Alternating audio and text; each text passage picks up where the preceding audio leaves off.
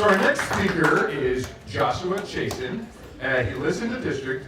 He's a student at Middlesex Community College, longtime bartender around the area, and has a story to tell us about his experiences with student debt. So I'm going to hand it over to Joshua.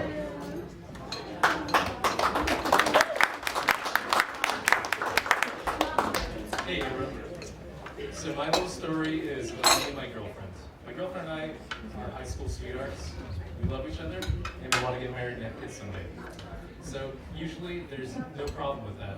But our love story is what I like to call our love story has a uniquely modern twist.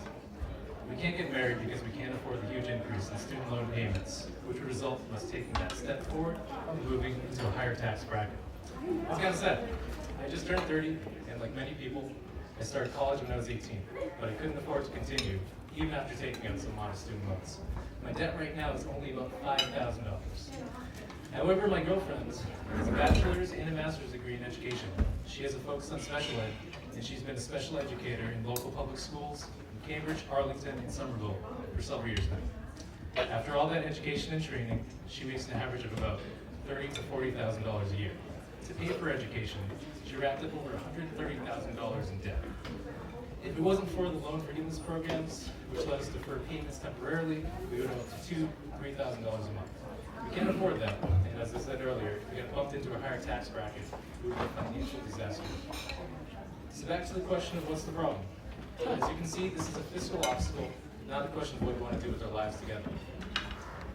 Right now, I'm back in school, pursuing the dream I had when I started college for the first time more than 10 years ago.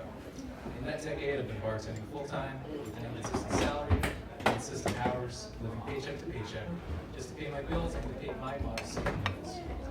I'm studying to get a master's degree in biotechnology, so I can work in research and tackle issues like cancer, climate change, and virology.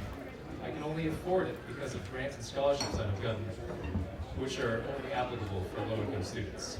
And you guessed it, if we got married, I would no longer qualify for those grants and scholarships, which would bring me back to square one. This is why I'm so inspired by the grassroots campaigns of people like Anna Callahan.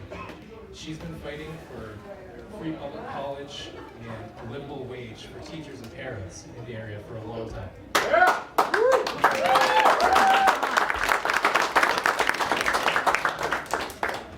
Her and other progressives like Alexandria Ocasio-Cortez, also another career bartender, have really motivated me to get out and volunteer, even when I feel like just one person isn't going to make a difference. In fact, in addition to classes, studying, working, commuting, I've been volunteering, and organizing my group at my school, Middlesex Community College, knocking on doors in New Hampshire and organizing to get out the vote in several other states. I'm just one of 46 million Americans who are burdened by student debt, totaling an astounding $1.6 trillion. And most of us are paying higher interest rates than the big banks paid after they were bailed out. That's wrong. Forgiving student debt could be one of the most important decisions in our generation, for the economy and for regular people.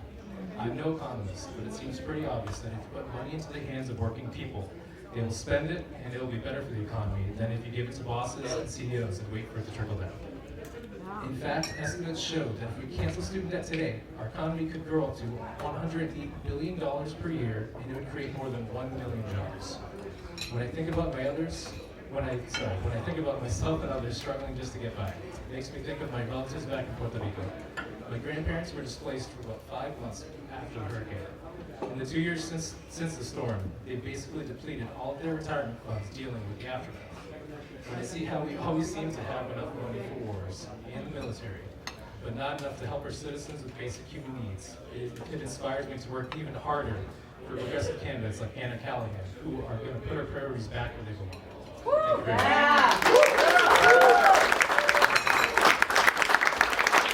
Thank you so much, Joshua.